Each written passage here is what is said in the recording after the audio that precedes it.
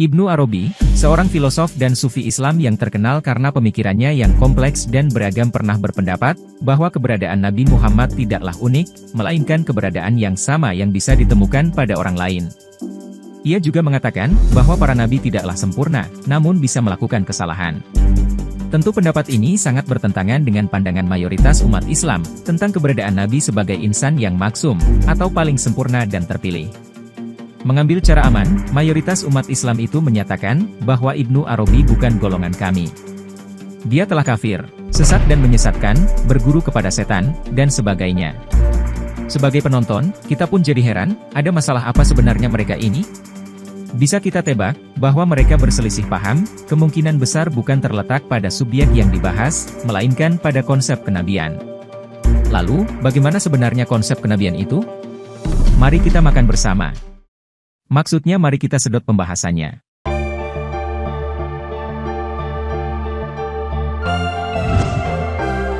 Narasi Islam tradisional dari mulut ke mulut tentang Nabi Muhammad, memberikan informasi yang sangat rinci tentang kehidupannya, mulai dari kelahirannya, masa mudanya, masa kenabiannya, pernikahannya, perang-perang yang dilakukannya, dan akhir hayatnya pada tahun 632 Masehi. Namun, informasi tersebut mayoritas berasal dari literatur Muslim Arab sendiri. Sumber informasi tersebut tidak mengutip atau mengandalkan sumber lain yang berasal dari tradisi Kristen, Yahudi, atau sumber lainnya. Hal ini menunjukkan kurangnya keterbukaan terhadap sumber lain yang mungkin dapat memberikan informasi yang berbeda. Terlalu percaya pada sumber Islam sendiri, tanpa mengajukan pertanyaan kritis tentang metodologi dan kebenaran inti dari sumber tersebut. Namun, kita sekarang sudah tahu bahwa kedatangan Nabi Muhammad juga tercatat dalam sumber-sumber non-Muslim, bahkan jauh sebelum beberapa komentator Islam. Pengetahuan tentang Nabi dapat ditemukan di dalam sirah atau biografi dan juga hadis. Namun parahnya, sumber-sumber tersebut ditulis pada masa yang jauh setelah wafatnya Nabi. Ibnu Ishaq adalah salah satu penulis biografi yang paling awal, dan ia menulisnya sekitar 100 tahun setelah Nabi wafat, yaitu pada 761 sampai 767. Dan yang menjadi masalah adalah, bahwa salinan asli sirah ini tidak lagi tersedia, dan kita hanya mengetahuinya melalui salinan yang ditulis oleh salah satu muridnya, yaitu Ibnu Hisham. Ibnu Hisham menulis salinannya pada awal abad ke-9, dan ia memberitahu kita bahwa ia telah menghapus beberapa bagian dari karya aslinya, karena dirasa meresahkan pembaca. Oleh karena itu, kita tidak dapat memastikan kebenaran isi biografi Nabi yang pertama. Informasi lisan tentang Nabi ini dituliskan dalam buku yang dikenal sebagai sirah, setelah 3 hingga 4 generasi berlalu. Namun, setelah begitu lama berlalu, sulit lagi untuk memastikan keaslian informasi yang telah diterima. Sumber informasi kedua tentang kehidupan Nabi Muhammad datang dari literatur hadis yang disusun pada periode yang lebih belakangan. 2 kitab hadis terkenal, yaitu Sahih Al-Bukhari dan Sahih Muslim, disusun sekitar abad ke-9, lebih dari 200 tahun setelah wafatnya Nabi.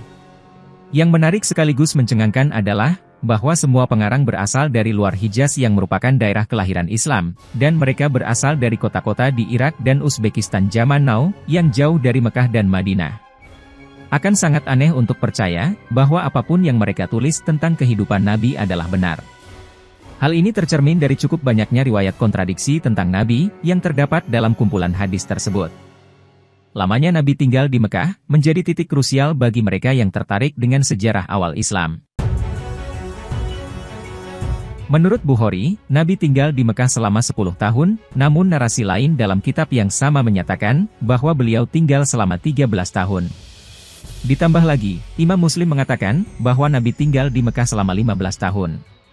Oleh karena itu, informasi dalam kitab hadis tersebut, harus diperlakukan dengan hati-hati dan dianalisis secara kritis, sebelum diterima sebagai kebenaran.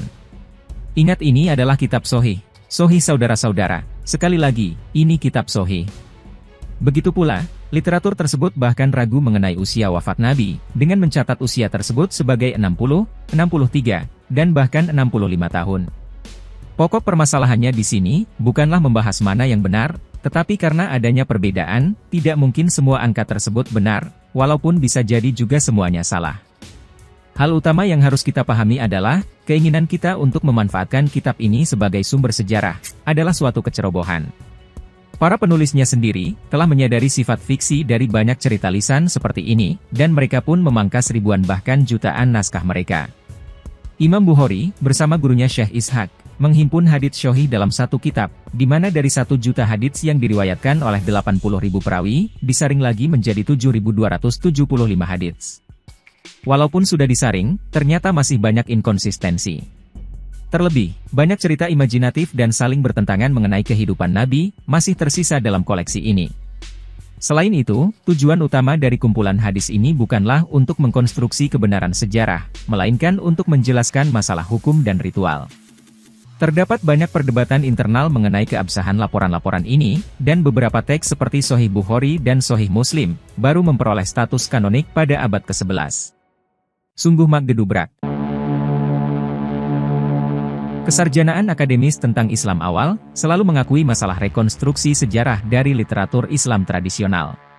Abdullah Said dalam bukunya Reading the Quran in the 21st Century dengan jelas menulis, bahwa ada masalah signifikan dalam mengandalkan penggunaan hadis dan tradisi lainnya, ketika mencoba memahami aspek-aspek tertentu dari kehidupan Nabi, atau untuk memahami apa yang terjadi di komunitas Muslim paling awal. Mengingat tingkat pemalsuan hadis yang terjadi pada abad pertama dan kedua Islam, dan kesulitan yang terkait dengan materi biografis yang disusun oleh umat Islam dalam kaitannya dengan Nabi, pertanyaan tentang keaslian materi tersebut tetap menjadi pertanyaan penting dalam keilmuan Islam kontemporer. Dalam situasi seperti ini, seberapa yakin kita tentang pengetahuan yang diterima tentang Nabi? Bisakah kita mengetahui dengan pasti tentang sejarah Nabi Muhammad? Apa yang benar-benar dikatakan oleh Nabi? Berapa jumlah istri Nabi? Bagaimana cara Nabi sholat? Benarkah perilaku Nabi seperti yang digambarkan dalam hadits? Benarkah Nabi mencongkel mata orang? Dan benarkah Nabi Muhammad melakukan Isra Mi'raj ke langit? Sebetulnya, awalnya saya ingin menceritakan dulu kehidupan Nabi di masa kenabian yang penuh dengan mukjizat versi hadis, dan bagaimana seorang Nabi selalu menunggu wahyu untuk aktivitas sehari-hari, lalu baru masuk ke pembahasan kenabian. Namun sepertinya itu sudah banyak orang tahu, karena sering diulang-ulang di khutbah Jumat, dan justru informasi ini belum banyak yang tahu. Sekarang, mari kita lanjut apa itu kenabian, dan mengapa Ibnu Arabi sampai berpendapat kalau Nabi Muhammad itu biasa saja. Terdapat dua mazhab yang berbeda dalam menginterpretasikan teori kenabian. Pertama, mazhab ortodoks yang diwakili oleh ajaran Sunni. Menurut mazhab ini, persoalan kenabian bersifat mutlak, dan berasal dari Tuhan melalui wahyu. Beberapa kelompok yang bergabung dengan mazhab ini antara lain Ibnu Hazm, Al-Ghazali, dan Ibnu Taimiyah Asy'arastani. Sedangkan mazhab kedua adalah mazhab heterodoks, yang didominasi oleh para filosof. Mazhab ini meyakini, bahwa persoalan kenabian sifatnya niscaya, dan tidak harus dianggap sebagai hal yang luar biasa. Meskipun memiliki nilai kebenaran, namun masih memungkinkan terdapat kekurangan, karena sumber kenabian berasal dari Allah dan masyarakat. Saya perjelas, dan masyarakat. Beberapa tokoh yang mendukung mazhab ini antara lain Al-Farabi, Ibnu Sina, dan Ibnu Arabi. Ketiga tokoh ini, membangun agama berlandaskan pada asas rasional, sehingga tidak ada pertentangan antara filsafat dan agama. Dengan demikian, terdapat perbedaan yang signifikan antara kedua mazhab tersebut dalam menginterpretasikan teori kenabian. Mazhab pertama sepertinya tak perlu saya jelaskan, pokoknya mereka percaya pokoknya, kata si ini kata si itu, kun fayakun langsung magedebok. Mari langsung masuk ke mazhab kedua saja. Al-Farabi adalah salah satu tokoh ulama pertama yang mempelajari kenabian secara mendalam. Namun yang membuatnya menonjol, adalah perspektif yang digunakannya dalam kajiannya. Menurutnya, Nabi juga merupakan objek kajian yang penting, kajiannya ini bahkan dianggap sebagai kajiannya yang paling dikuasai. Al-Farabi menggunakan perspektif psikologi dan metafisika, dalam kaitannya dengan politik dan moral. Selain itu, Al-Farabi juga mencoba menafsirkan kenabian dari sudut pandang psikologis, dan menemukan hubungan antara hal-hal yang bersifat fisik dan metafisik. Al-Farabi berpendapat bahwa pemikiran filosofis sangat diperlukan sebelum datangnya wahyu kenabian. Akal kenabian harus bergerak melalui tahap-tahap perkembangan, baru kemudian wahyu bisa diperoleh. Kemudian pemikiran Ibnu Arabi dipengaruhi oleh mazhab-mazhab pra-Islam, seperti hermeneutik dan neoplatonik. Ibnu Arabi memulai pemikirannya tentang kenabian dengan membedakan doktrin wilayah antara kewalian dan kesantoan. Baginya, wilayah atau kewalian bukanlah suatu keberhasilan atau kesalahan yang dimiliki oleh Nabi Muhammad. Jika ada seseorang selain Nabi yang memiliki keistimewaan tersebut, itu hanya kebetulan belaka. Namun, yang paling menonjol dari kewalian menurut Ibnu Arabi, adalah pengetahuan para wali tentang Tuhan mereka, yang juga disebut sebagai makrifah, atau pengetahuan batin. Menurut pandangan Ibnu Arabi, seseorang dianggap sebagai seorang wali atau santo, apabila mencapai derajat makrifah ini. Makrifah, memungkinkan seseorang untuk memahami hubungannya dengan Tuhan, dan kesadaran akan hakikat bersatu dengan Tuhan. Dengan kata lain, menjadi seorang wali, sama dengan mengalami manifestasi hubungan dengan Tuhan, dan kesadaran akan realitas tunggal. Kemudian Ibnu Sina percaya, bahwa seorang nabi, memiliki bakat intelektual yang luar biasa, sehingga dengan bakat itu, seorang nabi dapat mengetahui pengetahuan tanpa perlu mempelajarinya dari sumber-sumber eksternal. Satu-satunya perbedaan antara kualitas kenabian dan manusia, adalah kualitas yang didukung oleh proses belajar yang dilakukan secara mandiri. Al-Farabi menekankan hal ini dengan pernyataannya, pemimpin sejati, adalah seorang pemimpin yang independen, tidak dikendalikan oleh manusia lainnya. Memperoleh pengetahuan dan hikmah, tidak membutuhkan seorang penasihat pun. Ini menunjukkan, bahwa seseorang telah dianugerahi oleh Tuhan kemampuan-kemampuan alamiah secara luar biasa, alias otodidak. Hal ini sangat bertentangan dengan pendapat mazhab pertama, yang melarang kita belajar sendiri, karena kalau belajar sendiri, gurunya adalah setan. Sementara mazhab kedua menyarankan, lakukanlah sebisamu, perbanyak pengalaman, lalu ambil hikmah atau pelajaran dari setiap pengalaman. Hal ini dianalogikan, bahwa setan, memang bisa saja mengganggu proses berpikir, namun, malaikat rahmat jumlahnya lebih banyak daripada setan.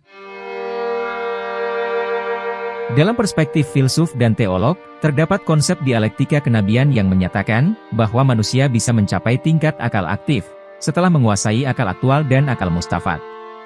Dalam kitab yang membahas jiwa disebutkan, bahwa manusia bisa menjadi seorang raja dan memperoleh wahyu, jika telah mencapai tingkat ini. Wahyu kenabian, dianggap sebagai suatu tingkatan intelektual, yang hanya bisa didapatkan oleh orang yang memiliki bakat intelektual luar biasa, dan akal yang berkembang dengan sendirinya, tentunya dibantu oleh Tuhan melalui tahap aktualisasi akal biasa. Menurut pandangan Plato, jiwa manusia pada tahap tertinggi, bisa menyerupai sifat Tuhan. Seorang filosof atau ulama sejati, memiliki sifat ilahi.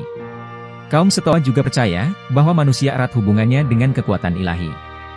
Para filosof muslim, mengakui ada titik elevasi tertinggi dalam jiwa manusia, yang memungkinkannya untuk memperoleh pandangan total mengenai realitas. Plotinus, juga setuju dengan pandangan ini, dan mengatakan bahwa pandangan ini dapat menciptakan pengetahuan rasional diskursif, yang sejalan dengan hukum kausalitas. Dalam perspektif filsafat tentang kenabian, siapapun dapat menjadi seperti nabi, tanpa perlu dibedakan menjadi nabi, mistikus, atau filosof, karena ketiganya hanya merupakan tahapan intelektual semata. Menurut Al-Farabi dan Ibnu Sina, orang-orang seperti Pythagoras, Plato, Aristoteles, dan lainnya, diakui sebagai nabi. Namun, tidak semua bisa menjadi mistikus, filosof, atau nabi, karena ada kemampuan alamiah manusia yang membedakan ketiganya. Kecenderungan untuk memandang tokoh besar masa lalu sebagai seorang filosof, bahkan sudah ada pada masa Plato. Kaum Stoa percaya, bahwa Sokrates, Diogenes, dan Antisteres, adalah contoh filosof yang menerima wahyu dari Tuhan. Sekarang, mari kita ambil sedikit kesimpulan. Mazhab pertama menyatakan, bahwa Nabi adalah orang terpilih, atau bisa dibilang Tuhan asal tunjuk, maka dari itu, setiap sesuatu yang dilakukannya, harus menunggu wahyu turun, baru bisa mengambil tindakan atau kesimpulan. Maka dari itu, golongan ini mempercayai, semua hadits di luar Al-Quran adalah wahyu. Namun kita tidak bisa memastikan, hal-hal remeh, seperti misalnya ketika Nabi Muhammad meminta dibuatkan makanan kepada istrinya, Aisyah, tolong ambilkan kurma, apakah hal itu termasuk wahyu atau bukan? Jika iya, maka kita jadi berpikir, sebodoh itukah Nabi kita? Sampai mau makan saja harus menunggu Jibril bolak-balik ke bumi. Kemudian mazhab kedua, Nabi adalah orang yang intelek, yang mendapat pengetahuan karena pengalaman, dan cara berpikirnya yang kritis. Sehingga, setiap apa yang dilakukan, dipikirkan dengan matang, apa hubungan sebab akibatnya. Karena kepintaran dan kecerdasannya, maka beliau sanggup menerima wahyu. Jadi, kehidupan sehari-harinya yang remeh juga dihiasi dengan kesalahan, belajar dari kesalahan dan pengalaman, memahami bagaimana kondisi masyarakat, dan itu dilakukannya secara otodidak, karena ketika itu tidak ada yang layak dijadikan guru. Beliau bukan orang yang sedikit-sedikit bertanya kepada Jibril, mau tidur tidak harus menunggu Jibril, mau bangun tidur juga tidak harus menunggu Jibril dan bertanya, apakah Allah mengizinkan bangun atau tidak. Hal ini malah merepotkan diri sendiri.